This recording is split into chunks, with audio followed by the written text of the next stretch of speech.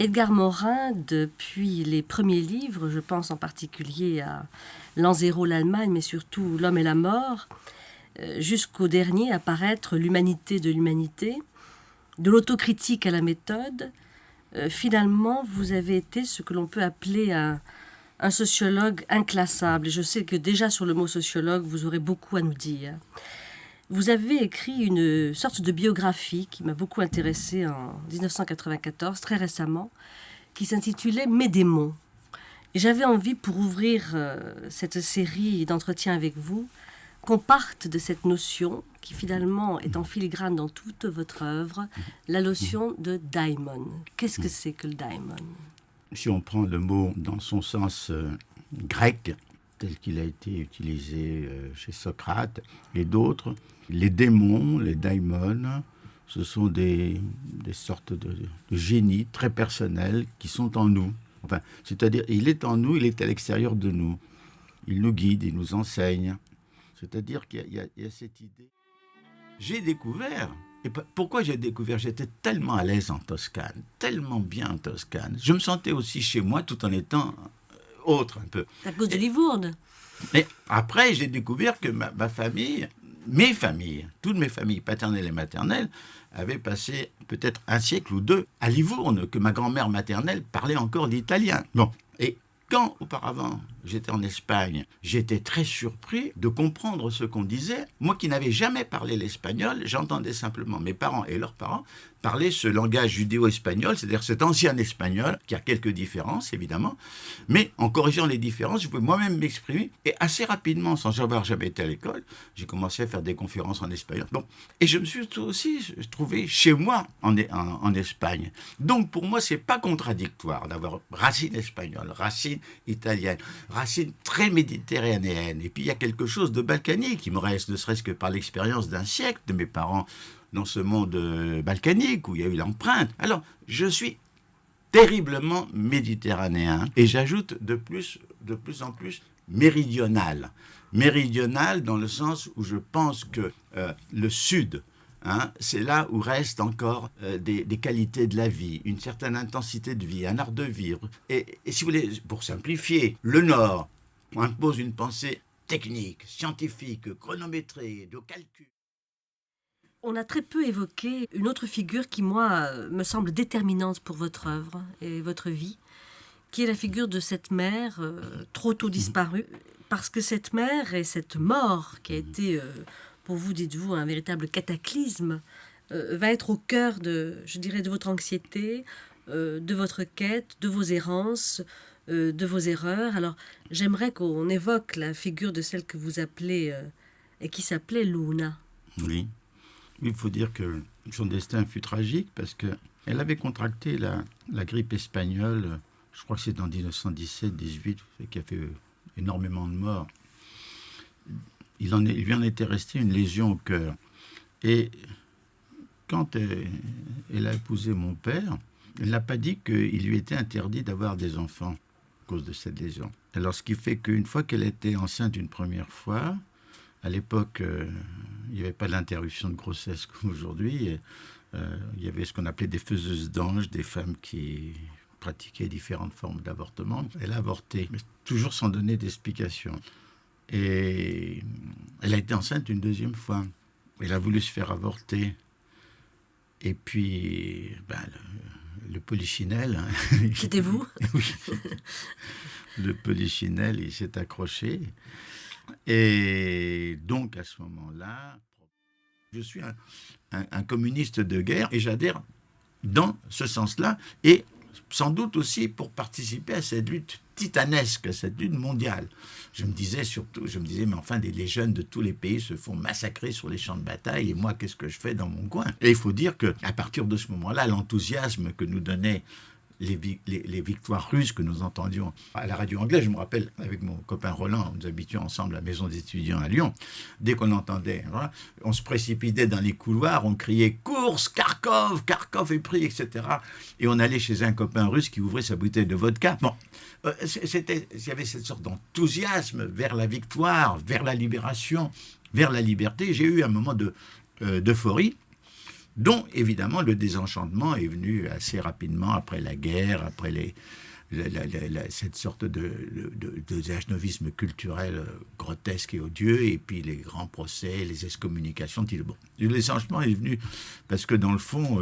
J'étais avec le groupe de Marguerite Duras, avec le groupe de mes amis avec qui on a vécu en pleine communauté toute cette époque-là. C'est curieux pour moi, cette époque est très belle, c'était une époque pourtant de malheur, de tragédie, mais en même temps, j'ai l'impression que ma vie a un sens, j'ai l'impression que ce que je fais est utile.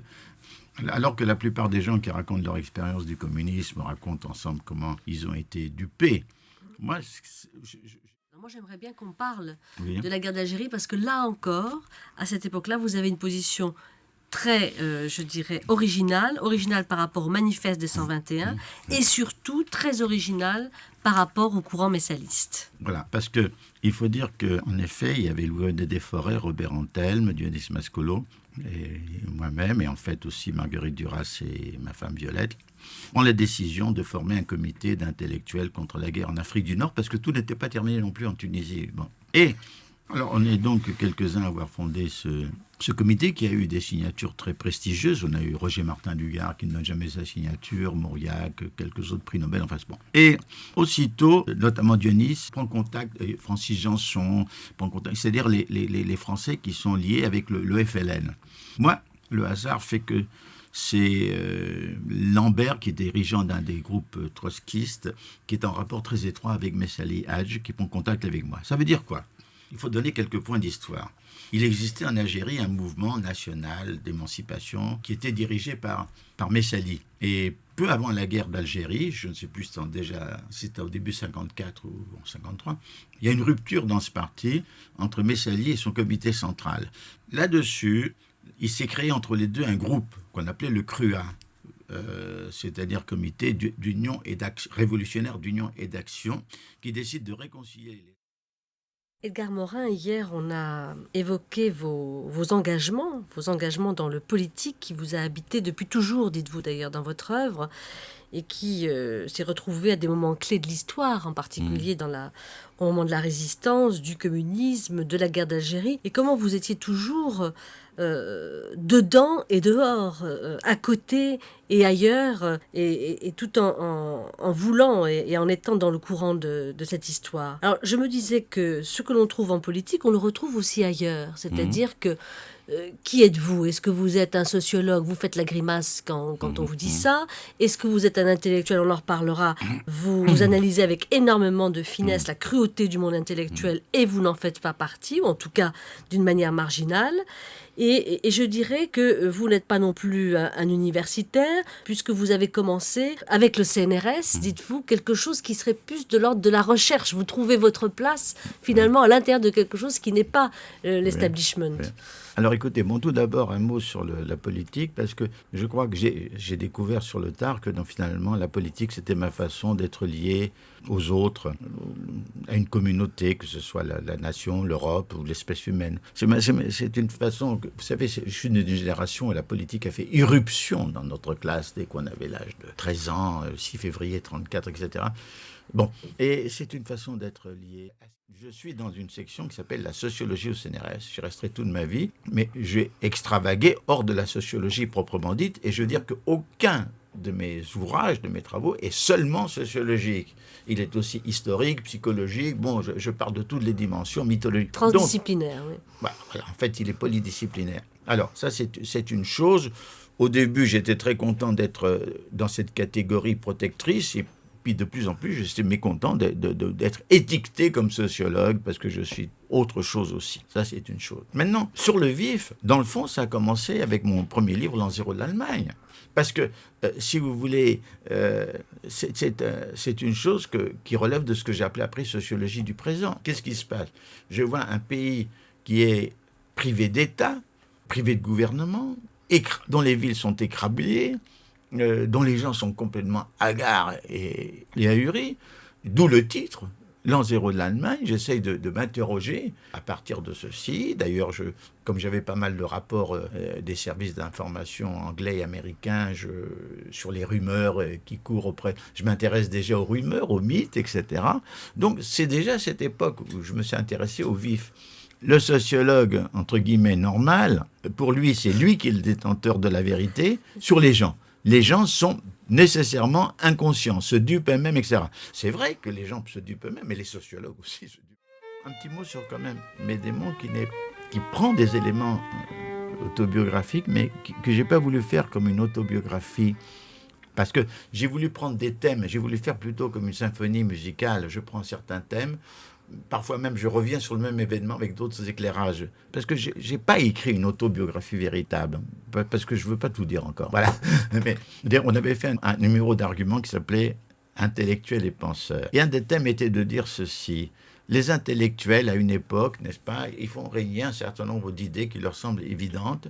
Et le penseur est celui qui s'oppose aux idées évidentes chez les intellectuels. Premier exemple, Socrate contre les sophistes. Deuxième exemple, Rousseau contre les philosophes des Lumières, qui pensaient que Rousseau voulait les faire marcher à quatre pattes, comme disait Voltaire. Après, c'est Marx contre les philosophes universitaires. L'idée, c'est que le penseur n'est pas seulement en rupture, n'est-ce pas, créateur de quelque chose, mais il est en rupture nécessairement avec ce que la caste d'intellectuels a fini par croire comme évident à un moment donné. Et je pense qu'effectivement, le monde des intellectuels est un monde dans lequel, en tant que groupe social, la pensée est raréfiée. Et le penseur peut naît souvent chez l'intellectuel, mais il rompt en somme les barrières. Ça, c'est une chose. La deuxième chose, c'est que l'intellectuel joue un rôle capital et de plus en plus important dans la cité. Pourquoi ? Parce que dans un monde de plus en plus spécialisé, livré...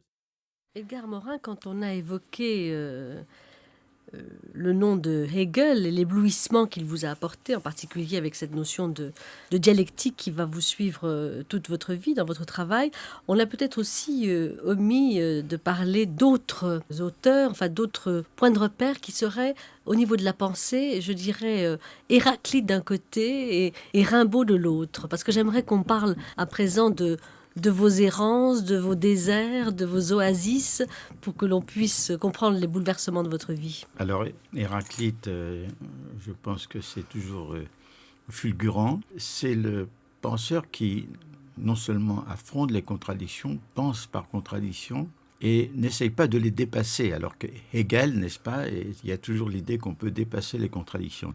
Et il y a des formules d'Héraclite comme vivre de mort, mourir de vie, qui ont un sens non seulement très profond, mais que l'on comprend bien à la lumière, disons, même de la biologie contemporaine. Peut-être qu'on aura l'occasion d'en parler. Alors, c'est vrai, je m'y reporte toujours, j'y trouve une sève. Parce que les auteurs qu'on aime, c'est ceux qu'on relit et qui se renouvellent, hein, dont le message... C'est comme celui d'un kaléidoscope, n'est-ce pas, prend une configuration nouvelle et vous charme. Alors, Héraclite, incontestablement, et pour moi, Pascal, que je pense aussi comme un penseur de la contradiction, ce qu'on ne voit pas souvent, quand il parle de... Alors, Edgar Morin, on va parler précisément de vos voyages. Et ces voyages ont été très importants parce qu'ils ont marqué aussi des tournants dans votre vie, des découvertes en ce qui concerne les idées, des traversées de désert, mais aussi des oasis et des cassures. Je pense par exemple, bien sûr, à la date de 62, l'hospitalisation au Mont Sinaï à New York, mais je pense aussi au voyage en Californie, à la Jolla et l'Amérique du Sud. Peut-être on peut essayer de voir comment ces voyages... Ces départs nécessaires dans votre vie ont été particulièrement féconds.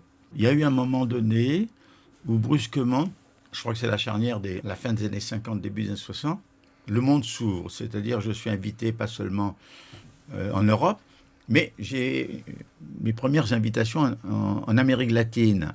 Et pour moi, c'était très poétique parce que déjà, j'étais très influencé par la musique des Guaranis, la musique indienne, la musique bolivienne. Et j'allais vers ce continent, qui en plus parlait l'espagnol, c'est une langue dans laquelle je peux me débrouiller.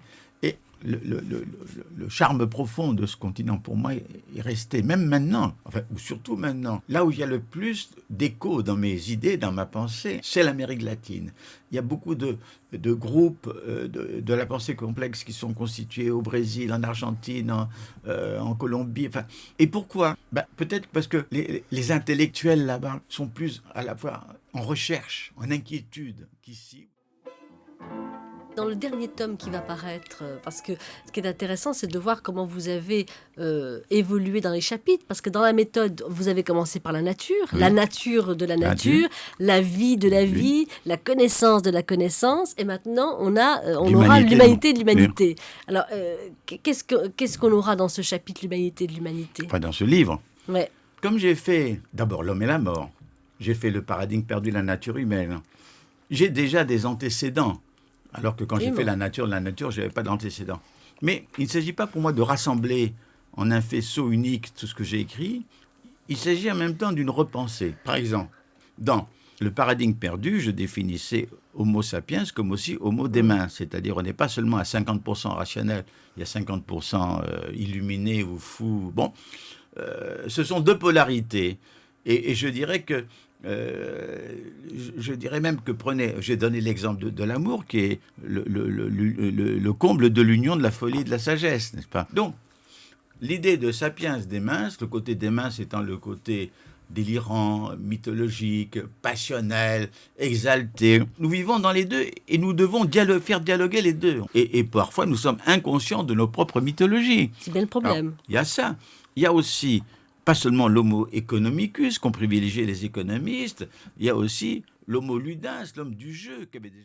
Edgar Morin, nous avons fait un grand parcours, à la fois, je dirais, politique, épistémologique, philosophique, géographique, dans l'espace et dans le temps, de Salonique à la Californie, en passant par l'Italie, l'Espagne, la France, la biologie, les événements contemporains, et la résistance et les nouvelles barbaries.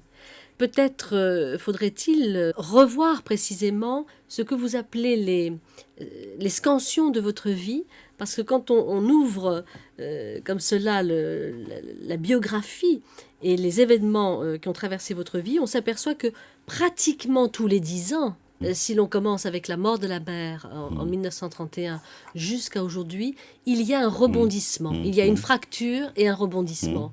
Alors peut-être essayer de déplier l'éventail avant d'aller vers le 21e siècle. C'est vrai parce que il est 1931, j'ai 10 ans, ma mère meurt et évidemment je suis le même et je ne suis plus le même, n'est-ce pas? Mon destin se trouve absolument perturbé et modifié. 10 ans plus tard, 1941, c'est l'époque cruciale de la guerre, de la Deuxième Guerre mondiale, où finalement je décide de m'engager, avec toutes les conséquences que cela a eu, c'est vrai. 1951, 10 ans plus tard, bon. Alors si on regarde ces toutes dernières années, Edgar Morin, si on regarde maintenant du côté de l'œuvre, et plus simplement au côté du discours réaffirmé au cours des œuvres, il y a quelques livres qui ont été importants dans les années 90. Il y a, je pense, à Penser l'Europe, qui est quand même un livre important, et je pense à Terre Patrie en 1996. Alors, il me semble que c'est important parce que Penser l'Europe, longtemps vous avez été méfiant à l'égard de l'Europe parce que vous aviez aussi une pensée tiers-mondiste et vous étiez... Même mondiste tout. Mondiste, mondiste pas dans le sens d'aujourd'hui, on va y revenir. Et puis Terre Patrie, mais pas dans un sens étriqué, bien sûr. Alors, à mon avis, il faut revenir sur ces deux notions-là pour comprendre les derniers livres. Donc, pour l'Europe, évidemment, j'avais été dans l'idée un peu d'universalisme communiste et je pensais que l'Europe était une petite chose rabougrie. Et deuxièmement, que l'Europe avait été le siège, c'était pas seulement la démocratie et la liberté, mais que c'était aussi le siège de la domination et de l'impérialisme. Il faut dire la barbarie dans la civilisation, comme vous le dites si bien. Exactement. Il faut penser que après la guerre, l'Angleterre, la France récupèrent leurs colonies et que c'est au terme d'un processus de décolonisation qui se termine finalement à la fin des années 60 et pour le Portugal dans les années 70 que l'Europe cesse d'être la puissance coloniatrice. Donc au cours de cette période notamment, et je crois que c'est en 73, où après une nouvelle guerre au Moyen-Orient avec Israël, il y a l'embargo sur le pétrole dont on souffre et brusquement je vois que l'Europe...